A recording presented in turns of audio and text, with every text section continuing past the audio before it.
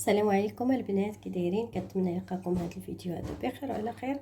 اليوم بغيت نشارك معكم البقلاوه على طريقتي بهذا الحشوه اللي كتجي رائعه بزاف ديال اللوز.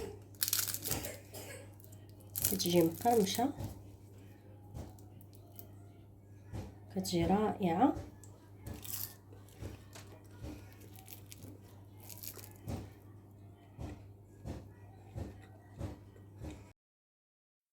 بالنسبه للمكونات اللي غنحتاجوها في هذه الحشوه هذه، عندي هنايا 500 غرام او نص كيلو ديال اللوز اللي سلقته حيت ليه القشره، ودرت ليه واحد المعلقه ديال الزيت النباتيه ودرته في القلايه. وممكن انكم تقليوه او انكم ديروه في الفران.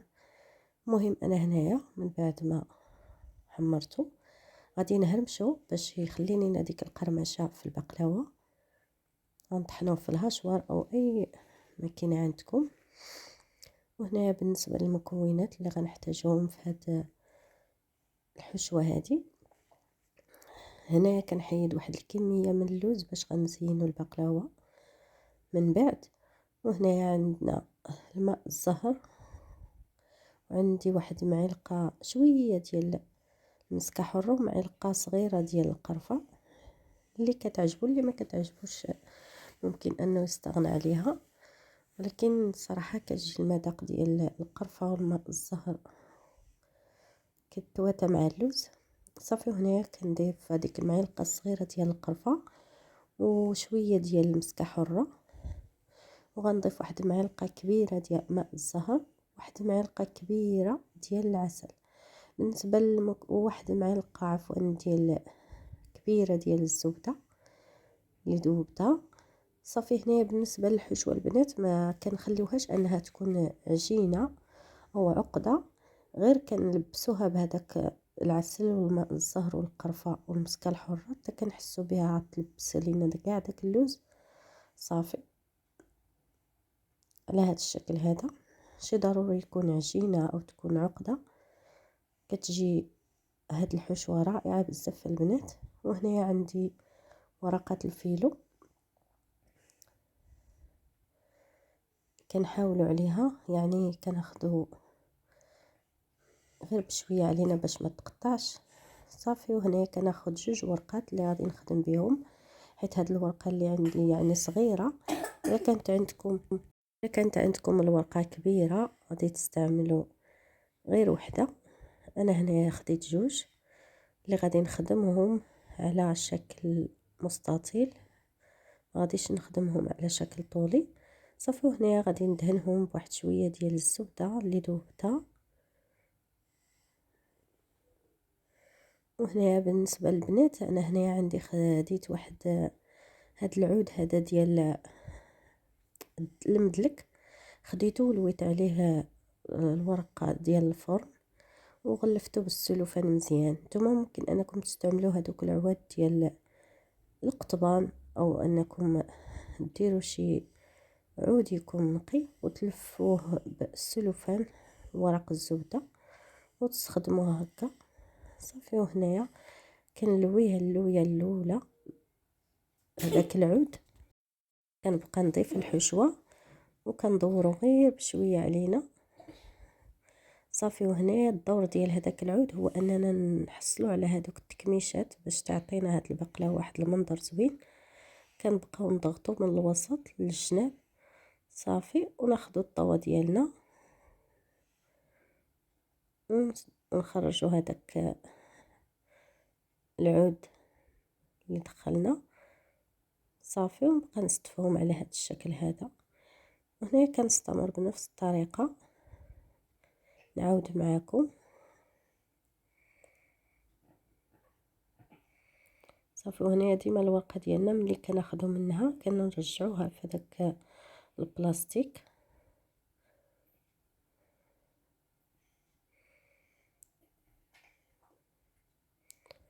ونحطوها على جنب. بالنسبه للحشوه البنات ماشي ضروري انكم ديروها باللوز، كتجي زوينه حتى بالكاوكاو. خذوا كاوكاو مقشر كديروا ليه نفس الطريقه اللي كنديروها اللوز، صافي كتعمروا بها البقلاوه ديالكم. صراحه كتجي زوينه بزاف، وهذيك القرمشه ديال اللوز او الكاوكاو كتجي رائعه. صافي وهنا البنات كنستمر بنفس الطريقه حتى كنسالي كاع ديك الحشوه اللي عندي.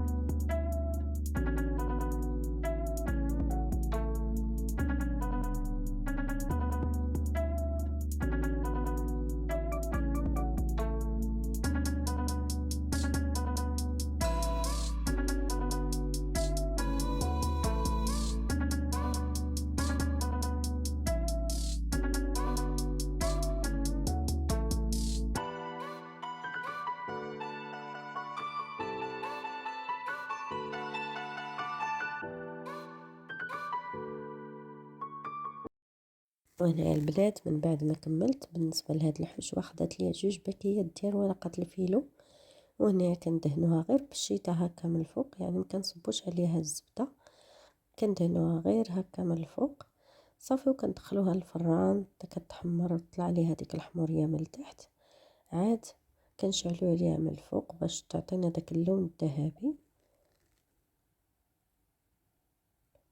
وهنا كنقطعوها بالموس على الحجم اللي بغينا.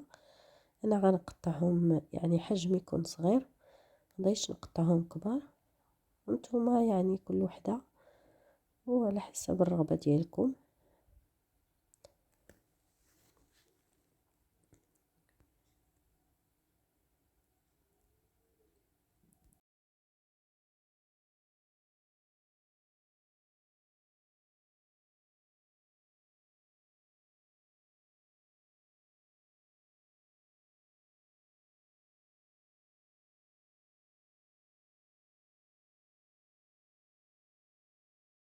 غادي ندخلها الفران ومن بعد نتلاقاو من بعد ما طيب ان شاء الله.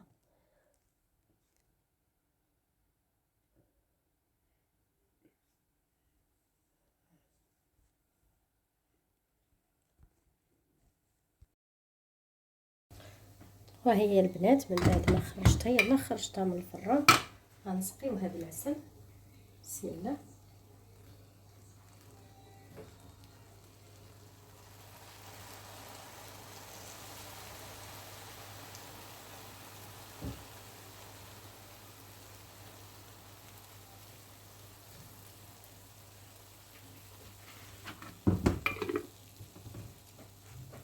وغنزينوها بهذاك اللوز اللي حيت.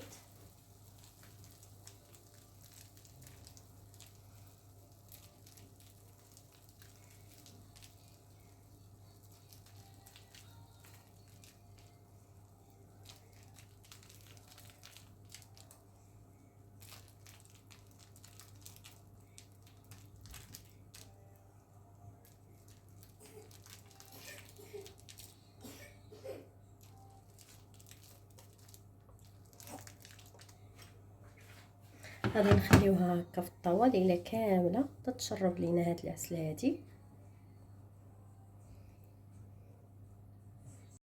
وانا البنات من بعد ما بات ليله كامله، المهم العسل كيبقى اختياري، نتوما ممكن انكم تكثروا انكم.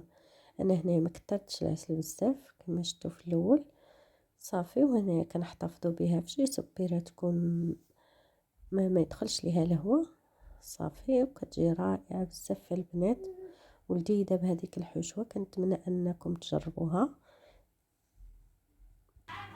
وهذا هو الشكل النهائي ديالها، كتجي رائعه. كنتمنى ان الفيديو ديال اليوم ينال الاعجاب ديالكم، والى فيديو قادم ان شاء الله. والسلام عليكم ورحمه الله تعالى وبركاته.